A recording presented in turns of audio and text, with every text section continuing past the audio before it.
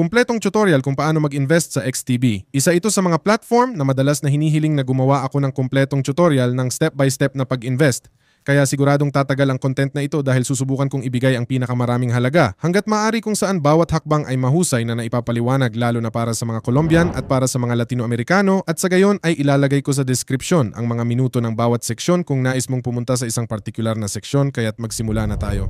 Malinaw na ang unang bahagi ay kung paano ako magre-rehistro, paano ako papasok sa platform na ito sa description. Ay iiwan ko ang isang link para makapunta ka sa pahina ngunit inirerekomenda ko na huwag kang lumikha ng iyong account mula sa bahaging ito na lumilitaw dito kundi iiwan ko rin ang link na ito dito para makabuo ka ng bonus at paano ito gumagana ay sa pamamagitan ng mga halaga ng deposito. Kaya kung magdeposito ka ng PIMPA hanggang $499 ay magiging PIMPA dolyar.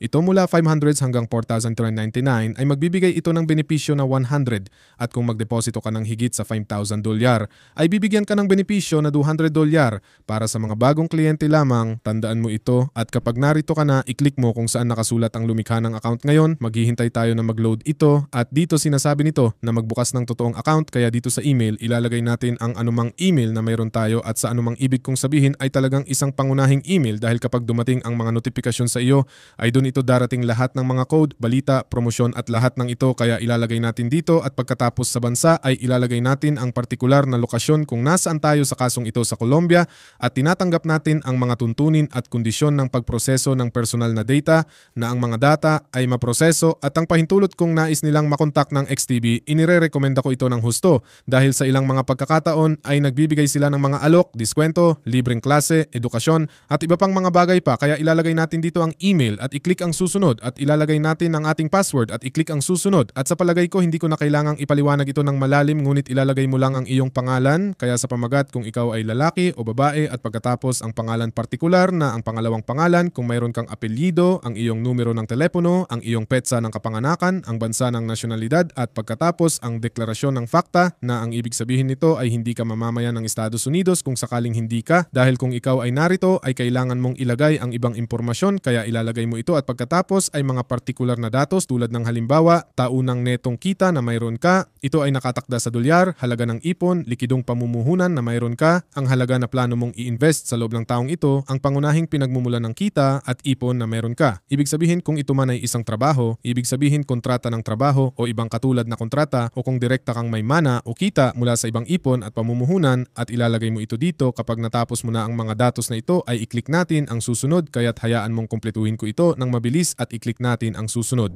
Ngayon hinihingi nila ang ating tiyak na address at tandaan na kung nailagay mo ang anumang maling impormasyon o sa tingin mo kailangan mong baguhin ito, pindutin mo lang ang button na anterior at gawin ang pagbabago. Pagkatapos ay kailangan mong tukuyin ang pera, sa kasong ito dolyar lamang ang pinapayagan, ang wika ng iyong kagustuhan, sa kasong ito ay Espanyol at pagkatapos kung meron kang referral code, ilalagay natin dito ang Checho na siyang aking referral code kung nais mong gamitin ito at pagkatapos ay pindutin mo muli ang Siguiente. Pagkatapos tanggapin ang lahat ng tuntunin at kondisyon para makagawa ng account at pindutin ang susunod. Sinasabi nito na salamat sa iyong interes sa XTB at opisyal mo nang nagawa ang iyong account. Kaya't maghintay tayo, pindutin ang mag-access sa iyong account at ayos na.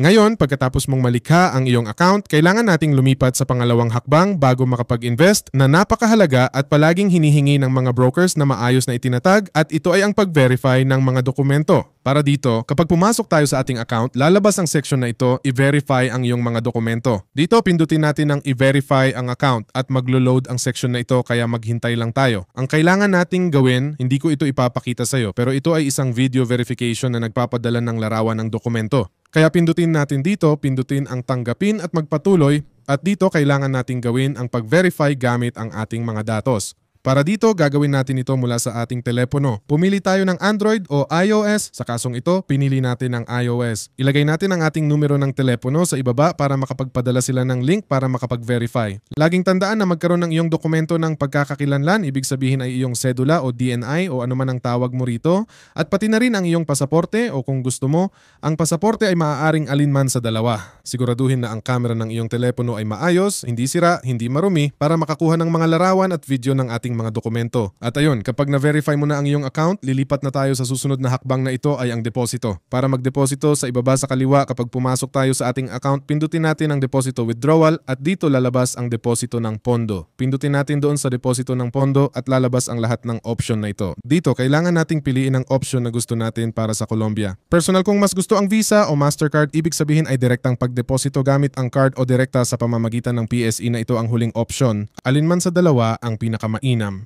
Sa kasong ito, ipapakita natin kung paano ito gagawin sa pamamagitan ng PSE. Pindutin mo ang huling option na ito at magsisimula itong mag-load ng option para makapagdeposito.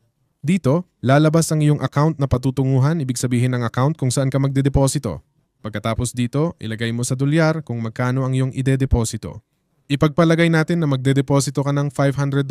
Tandaan na kung magdedeposito ka ng higit sa 3,000, kailangan mong mag-upload ng ilang mga dokumento dito. Pindutin lang ang upload at i-upload ang mga dokumento. Pindutin natin dito ang deposito para sa $500 na ito at ang gagawin nito ay ipapakita ang ating mga datos at pagkatapos ay lalabas kung magkano ito sa pesos colombianos dahil tandaan natin na ang PS ay isang lokal na paraan ng deposito. Sa uri ng kliyente, ilagay natin ang natural na tao at pwede ring juridikal kung sa iyong kaso ito ay juridikal. Sa listahan ng mga bangko, piliin mo ang partikular na bangko kung saan ka magdedeposito. Kapag napili mo na, halimbawa Bangko de Occidente, pindutin ang bayaran at ang gagawin nito ay automatikong ire-redirect ka sa website ng bangko para mag-login at gawin ang pagbabayad. At sa sandaling magawa mo ang pagbabayad, literal na sa ilang minuto, maximum na 5 darating ang pera sa iyong XTB account at lalabas na ito dito sa ibaba kung saan lumalabas ang available na capital. At kapag mayroon ka ng available na capital, lilipat na tayo sa susunod na hakbang. At ano ang susunod na hakbang? Kaya't diretsong matutunan ang pag-invest. Paano ako mag-i-invest sa loob ng platformang ito? Kaya't ipapakita ko sa iyo hakbang-hakbang narito tayo. Ito ang interface para makapag-invest. Ang gagawin natin ay unawain din ng kaunti ang interface na ito at titingnan natin mula sa kaliwa patungo sa kanan.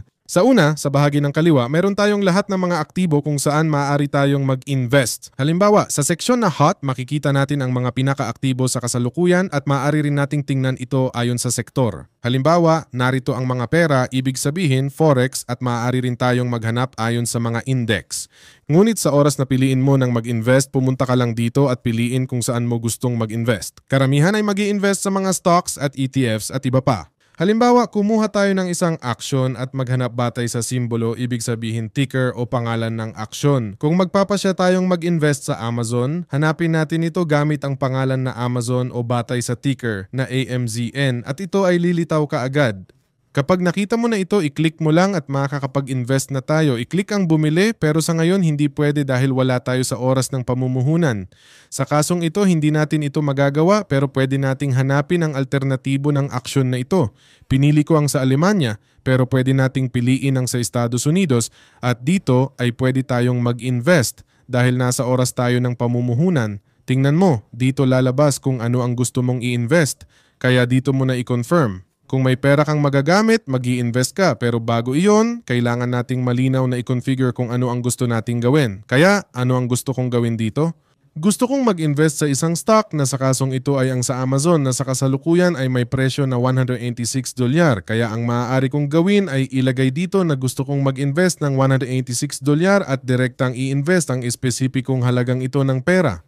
Pero kung ayaw kong mag-invest dito gamit ang dolyar, ibig sabihin sa halaga ng pera, pwede kong pindutin itong arrow na nasa ibaba na lumilitaw dito.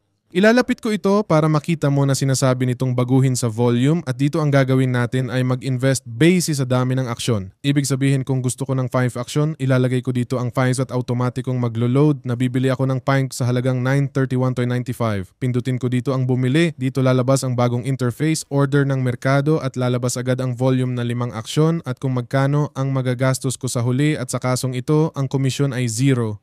Dahil tandaan natin na ang XTB ay walang komisyon, maliban kung lumagpas sa $100,000 o euro. Pindutin natin dito ang kumpirmahin at ayun, nagawa natin ang pagbili at ganito tayo direktang nag-i-invest sa loob ng platform ng XTB particular sa website. Binabanggit ko ito tungkol sa website dahil mayroon din tayong XTB application na pwedeng i-download sa App Store, Play Store at pwede kang mag-invest direkta mula sa iyong cellphone. Kung gusto mo na gumawa tayo ng hiwalay na tutorial para lamang sa application, ilagay ito sa seksyon ng mga komento at doon ko makikita kung gaano karaming interesado at gagawa tayo ng tutorial na 100% nakatuon sa application na magtuturo kung paano bumili ng direkta at sa simpleng paraan ng isang aksyon, isang ETF, Anumang bagay na gusto mo pero kailangan nating lumampas pa sa pag-unawa sa interface ng XTB at ang platform na ito na tinatawag na XStation 5 kaya't intindihin natin ang interface ng XTB. Mabuti narito tayo at tulad ng nabanggit ko dati, dito ay nakalista tayo ayon sa uri ng asset kaya maaari mong hanapin ang nais mong pag-investan. Ipagpalagay natin na pupunta tayo rito, pipili tayo ng aksyon sa Espanyol tulad ng sinabi ko dati, maaari mong pindutin ang bumili. Naipaliwanag ko na ito pero pupunta tayo ng kaunti pa para maunawaan ang bahaging ito. Dito may iba't ibang mga pindutan na makakatulong sa atin sa iba't ibang bagay. Una, pindutin natin itong tanda ng tandang padamdam. Dito magbibigay ito ng direktang impormasyon tungkol sa asset na ito. Sasabihin nito ang pangalan nito.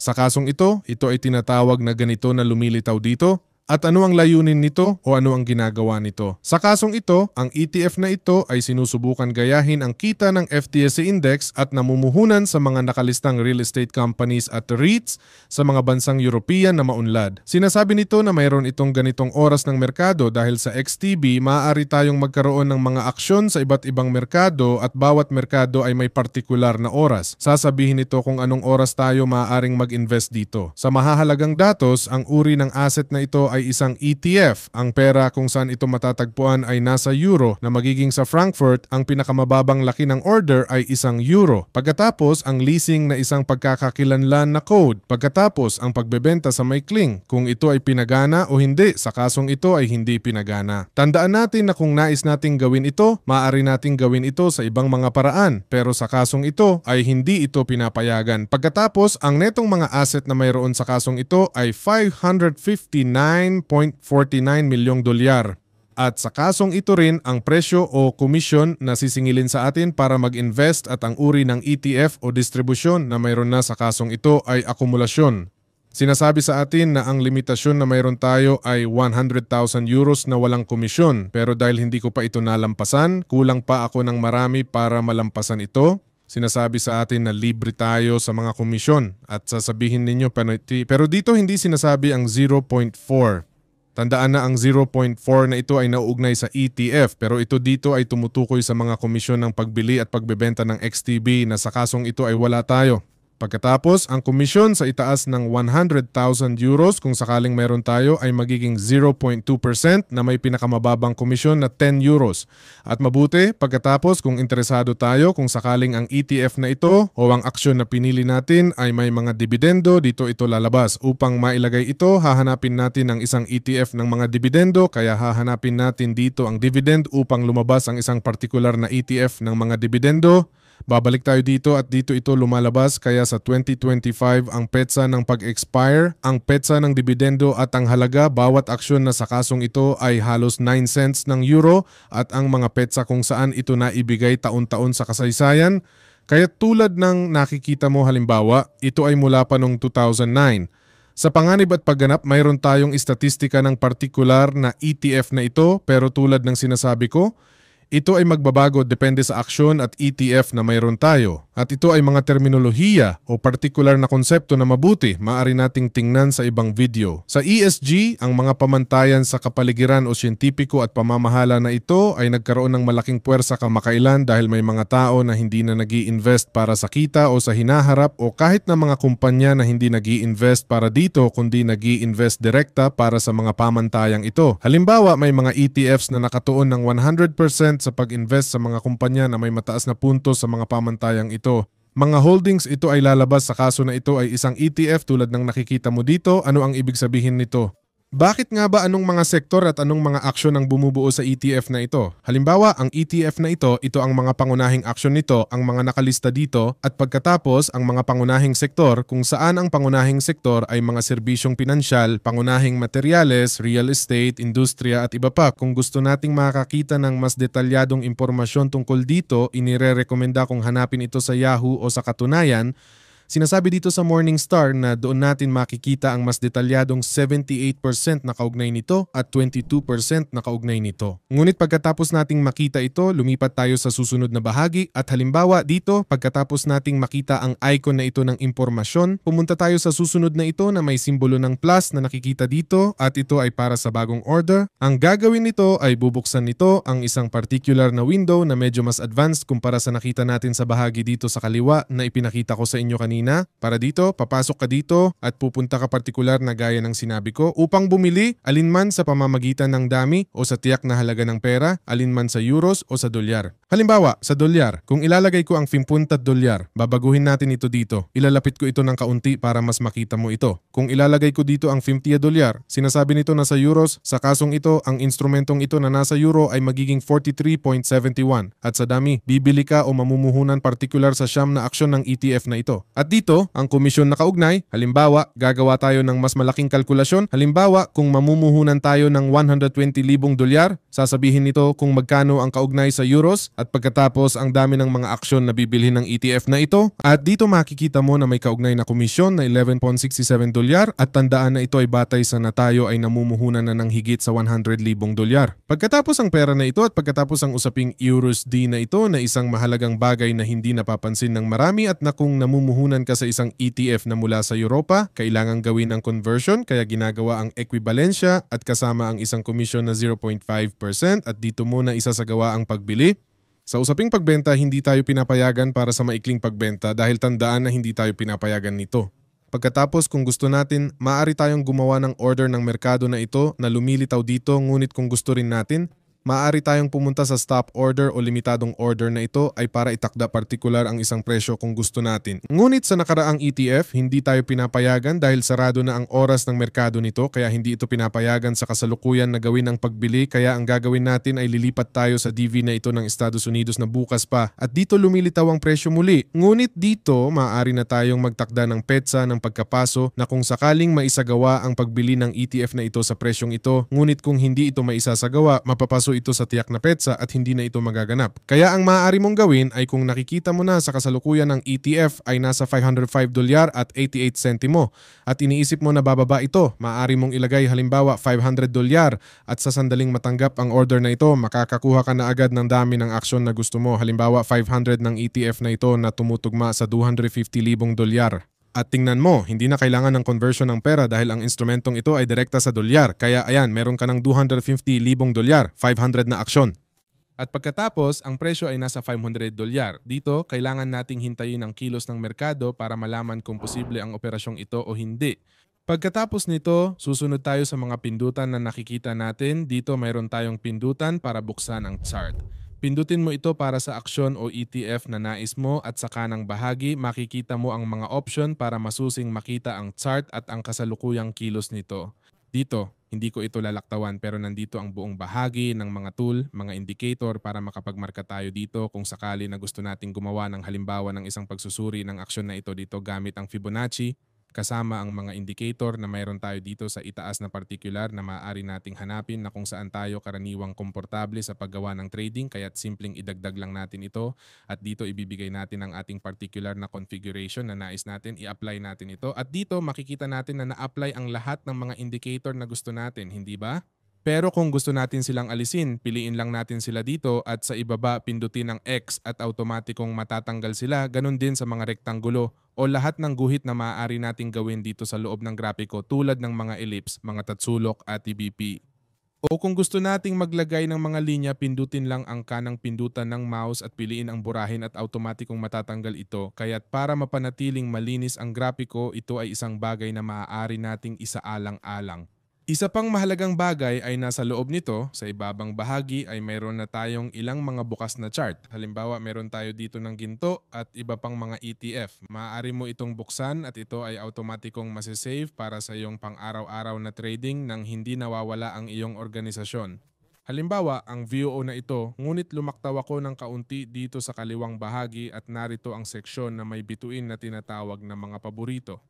Kung mayroon kang mga paboritong aktibo na gusto mong suriin araw-araw o linggo-linggo at ayaw mong laging maghanap, markahan mo lang ito ng bituin at sa itaas na kaliwang bahagi kung saan lumilitaw ang mga paborito, dito ito lalabas. Ang mga lumalabas dito ay default, kaya kung gusto mo, maaari mong alisin ang pagkakamark nito. Sa kasong ito, iiwan ko ito at magpatuloy tayo sa susunod. Nasa VOO tayo, patuloy natin itong hanapin dito at tulad ng sinabi ko sa bituin, ito ay madi-disable kung gusto mong alisin mula sa grupo. Ngayon, sa halip na bituin, may lalabas na icon ng basurahan, pindutin mo yon at matatanggal ito. Maaari mo ring idagdag ito sa mga partikular na listahan ng pagsubaybay, ngunit kailangan mo munang gumawa ng mga ito. Kaya pindutin mo dito upang lumikha ng bagong listahan ng pagsubaybay, maglagay ng pangalan. Halimbawa, maaari mong ilagay na ETF na paglago at idagdag ang mga ETF ng paglago para sa pagsubaybay.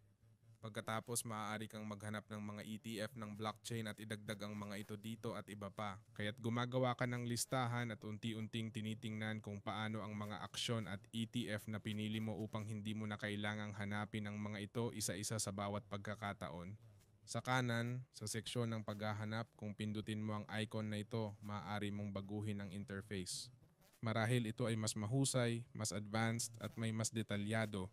Lalabas dito ang pinakamababang halaga sa araw, ang pang-araw-araw na pagbabago, ang sprint na mayroon ito at ang pinakamataas na naabot sa araw na naging 506.47. Ibig sabihin, nagsimula ito sa pinakamababa na 499.73 at sa puntong ito, maaari nating sabihin na ito ay maganda para sa araw na ito pero hindi natin masasabi ang pareho para sa euro laban sa dolyar na ito ay isang CFD dito. Ngunit kapag naiintindihan na natin ang mga chart na ito, meron na tayong lahat ng mga tool na magagamit dito sa itaas. Maaari rin tayong maghanap kung hindi natin gustong maghanap dito para mag-invest kundi para lang tumingin ng chart. Pindutin mo lang ang pangalan at maaari kang maghanap, halimbawa Tesla sa pamamagitan ng isang CFD. Pindutin mo ito at ilalabas nito ang particular na chart. Kung gusto mong bumili, ilagay mo lang ang bilang ng mga aksyon na gusto mong bilhin, halimbawa 123.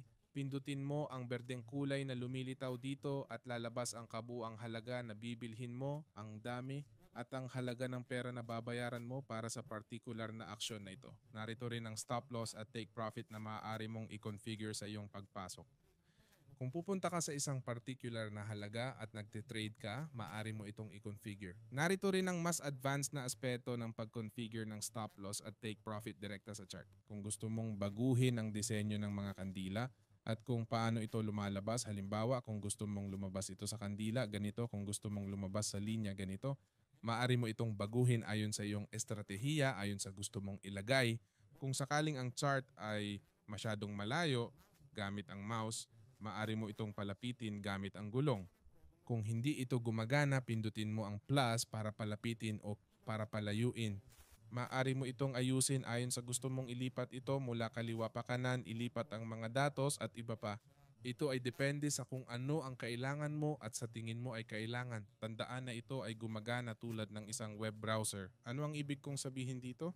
Habang nagbubukas ka ng mga bagay, pwede kong pindutin ang dagdag, buksan at isara ang plano ng pamumuhunan. Isinasara ko ang mga posisyon at pati na rin ang mga nakabinbing order para maging bakante. Kung gusto kong magdagdag ng kahit ano, pindutin ko lang ang dagdag at pwede kong idagdag ang alinman sa mga ito. Ganon din sa itaas na bahagi kung saan lumilitaw ang mga balita, kalendaryo, pagsusuri ng merkado, pagsasanay at kasaysayan ng account.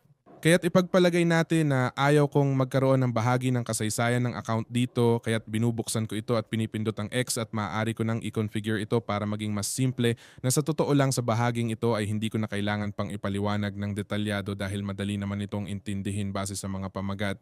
Sa balita, literal na makakahanap tayo ng mga balita sa merkado at dito, ang magagawa mo ay maghanap ng direkta sa bahaging ito. Halimbawa, maaari mong ilagay ang Tesla at lalabas ang mga balita na may kinalaman sa Tesla araw-araw, halimbawa sa petsang ito. Kaya maaari mong tingnan ng eksakto kung ano ang nangyayari, isang napakadetalyadong buod talaga. Ibig sabihin narito ang lahat ng mga istatistika ng eksakto. Kaya ang magagawa mo lang kung ayaw mong mamuhunan halimbawa sa araw na ito at gusto mo lang magbigay alam sa sarili mo ay pumasok sa platform sa bahagi ng balita at dito basahin ng detalyado ang lahat ng ito at alamin kung paano ang takbo ng merkado. Pagkatapos sa kalendaryo, meron tayong mga mahalagang petsa, halimbawa ang anunsyo ng inflation sa Estados Unidos, ang mga inaasahang inflation sa pangmatagalan sa Abril at ang mga tiyak na petsa kung kailan ito mangyayari, kaya't ito ay lumalabas ayon sa petsa at maaari mong i-filter ng direkta ayon sa bansa kung nais mo o ayon sa tiyak na araw, halimbawa ngayong linggo, kaya't ngayong linggo, lahat ng mga kaganapan na nangyari o mangyayari o sa susunod na linggo ang mga kaganapan na naroroon din at batay dito maaari kang maging mas alam. At pagkatapos ang mga petsa ng mga dividendo depende sa aksyon, dito ito ay inaayos araw-araw upang malaman mo kung alin ang pinakamalapit at maaari mo rin itong hanapin ayon sa tiyak na simbolo. Ibig sabihin ayon sa tiyak na aksyon upang malaman Pagkatapos ng pagsusuri ng merkado, ito ay tungkol sa mga pagsusuri sa mga aksyon, ETFs o anumang aktibo. Dito sinasabi ang kanilang pagsusuri, average at panganib. Sa kasong ito, ang average ng ETF na ito ay lumilitaw dito. Maaari mong i-filter kung nais mong hanapin ang partikular na aktibo, halimbawa sa hilaw na materyales, variable na kita, fixed income o iba pang rehiyon tulad ng Africa, Asia, Europa at iba pa. Ang mga particular na merkado, kung sila ay mga developed na merkado o emerging na merkado o ito'y kombinasyon ng dalawa o kung hindi ito direktang naaangkop at pagkatapos ang mga aktibong hawak ng mga aksyon o mga ETF na lumilitaw dito, sa kasong ito ay nasa search engine ng mga ETF na lumilitaw dito na mabuti, maaari mong hanapin dito o kung nais mo rin ay maaari mong hanapin ang mga action particular at lumilitaw sa atin ang parehong kapitalisasyon ng merkado at iba pang mga tagapagpahiwatig para makapaghanap din ng lahat ng mga bansa. Tingnan kung pupunta ka sa isang partikular na bansa o isang partikular na sektor at pagkatapos sa heatmap ay makikita natin sa pangkalahatang antas na parang isang mapa na tulad ng sinasabi ng pangalan nito kung saan makikita natin dito ang mga pera at kung paano ito gumagana sa kasong ito sa loob ng isang buwan ang pagganap nito. Ngunit kung nais natin ay maaari nating baguhin sa mga aksyon ng Estados Unidos upang makita ang eksaktong pareho at pagkatapos mga aksyon ng Europa eksaktong pareho kung paano ito nangyayari. Halimbawa, sa sandaling ito nakikita natin ang tungkol sa Nvidia na sa nakaraang buwan ay hindi ito naging maganda. Tingnan natin sa nakaraang araw na 3% mabuti. Ayan, ngunit mabuti, masyado akong nagdedetalye. Pumunta tayo sa susunod dito sa impormasyon at ito ay para makakuha ng mas maraming impormasyon tungkol sa pamumuhunan sa XTB. Kaya kung nais mo ng mas detalyado kaysa sa video na ito, maaari kang pumasok dito. Halimbawa, intraday na pagsusuri at dito lilitaw ang Nvidia na umaakit ng lahat ng atensyon ng mga mamumuhunan. Kaya maaari mong tingnan ang partikular na ulat na ito na isang video, isang nilalaman at dito ipapaliwanag nila sa iyo ng detalyado kung bakit ito at mabuti. Maaari kang makinig na sa mga eksperto mula sa XTB na nagsasalita tungkol dito. Pagkatapos kung nais mo rin ng lingguhang pananaw ng mga merkado kaya linggo-linggo maaari mong tingnan ito kahit na medyo hindi na napapanahon ngunit maaari mong kunin ang impormasyon mula sa nakaraan.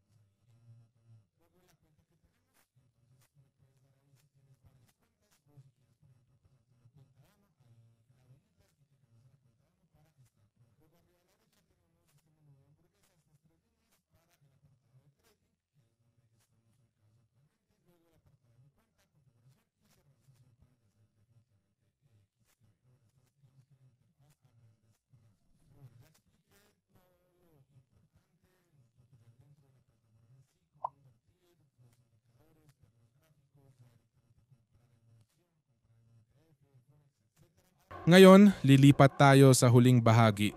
Kapag nagawa mo na ang iyong mga galaw at transaksyon, sabihin nating may kaunting kita ka at nais mong mag-withdraw ng pera. Paano mag-withdraw mula sa XTB?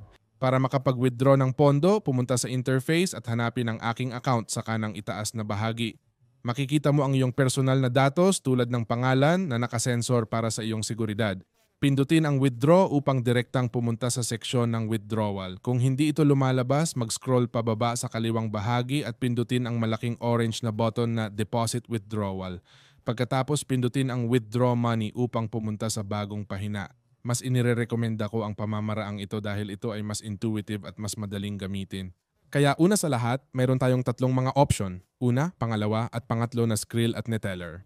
Halos magkapareho ang mga ito. Sa palagay ko, ang Skrill ang nagmamay-ari ng Neteller o kabaligtaran. Sa katotohanan, pareho lang silang mga platforma. Kaya dito, tandaan natin na maaaring maging mas mura kapag naglalabas tayo ng pera mula rito. Ngunit kapag magwi-withdraw tayo mula sa Skrill o Neteller, ito ay nagiging napakamahal para mailipat ito sa bank account kung kinakailangan. Kung ginagamit natin ang Skrill o Neteller para sa ibang layunin tulad ng pamumuhunan sa ibang mga site o kung may card na nakalink sa Skrill o Neteller, maaaring maging sulit ito. Kung hindi iyon ang kaso at magwi-withdraw ka direkta mula sa Skrill o Neteller papunta sa bank account, ito ay magiging napakamahal kaya hindi ko inirerekomenda ang opsyong ito. Narito ang option ng Visa o Mastercard na parang ibabalik ang pera sa card mo. Pero sa kasong ito, hindi ko na-verify ang card at medyo nakakalito ang proseso. Ibabalik ito at para makuha kung nagdeposito ka gamit ang credit card o maraming card kaya medyo nakakapagod ito. Kaya mas gusto kong iwanan ito. Dumating ang dalawang pinakahuling option para sa akin. Ang isa ay pinakamainam, ngunit nalilito ang ilan dahil halos magkapareho ang pangalan. Lokal na pag-withdraw sa bank account at pag-withdraw sa bank account. Tingnan natin ang lokal na bank account. Kailangan nating magdagdag ng bank account sa Colombia, kahit anong bangko. May pagkakaiba dito na pag-uusapan natin mamaya. Lokal ito, pero bago ang komisyon, pinili ko ang Bancolombia. Sa halaga ng deposito, pipiliin mo kung magkano ang nais mong i-withdraw. Limitasyon ay ₱5,000, maaring baguhin sa pamamagitan ng dokumentasyon. Halimbawa, mag-withdraw tayo ng $80, sisingilin ng 1%. Sinasabi ito sa komisyon na marka, pinindot mo at sinasabi 1%. Ang pagkakaiba sa unang option ay ipadala sa atin ng lokal na provider ang pera. Kung pipiliin ang lokal, ang dolyar ay magiging pesos Colombiano at darating sa iyo sa pesos Colombiano sa bank account. Kaya ito ay lokal na paraan. Mahalagang isaalang-alang ito depende sa halaga ng pera na i-withdraw mo. Palaging 1% pero hindi pareho ang mag-withdraw ng $80 at sisingilin ka ng 80 sentimo kaysa mag-withdraw ng 800, 900, 5,000, 10,000, 20,000 dolyar dahil ang 1% ay tumataas. Ngayon, mayroon tayong option na pag-withdraw sa account sa bangko na walang lokal. Ano ang ibig sabihin nito? Na dito kailangan nating i-withdraw ang pera sa ating bank account sa Colombia, pero ang malaking pagkakaiba ay ang account na ito ay tatanggap ng internasyonal na padala kaya hindi natin matatanggap ang pera sa pesos Colombianos mismo kundi sa dolyar at kakailanganin nating i-transform ito sa pesos Colombianos. Dito nagkakaroon ng maliit na dilema. Bakit?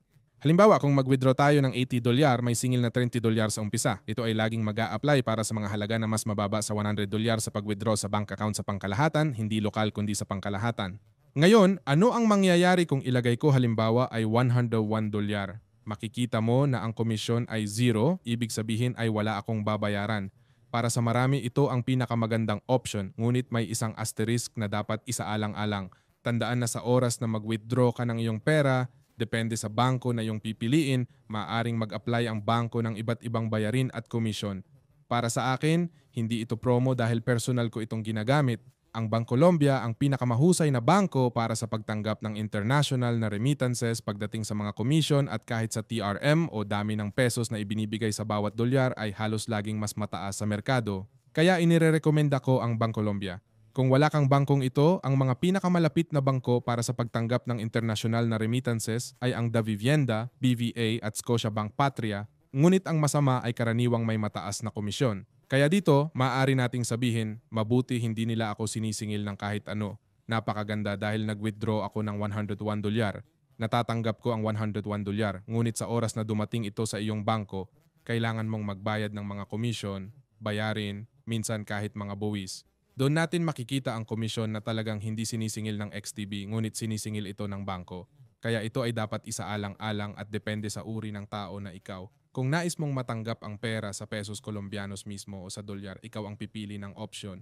Ngayon pumunta tayo sa pag-withdraw sa bangko. Tandaan na maaari mong idagdag ang bagong bank account. I-click mo ang idagdag ang bank account ng manumano. Kakailanganin mong magpadala ng dokumentasyon. Ilagay ang numero ng bank account na eksaktong numero ng account na ibinibigay sa iyo sa sertipiko ng bangko sa kaso ng Bancolombia o ibang bangko. Piliin ang iyong bangko at siguraduhing tumatanggap ito ng international na remittances. Kung hindi, maaaring hindi makarating ang pera sa iyong account. Pagkatapos nito sa uri ng account, piliin kung ito ay savings o current at sa currency, iiwan natin ito sa dolyar.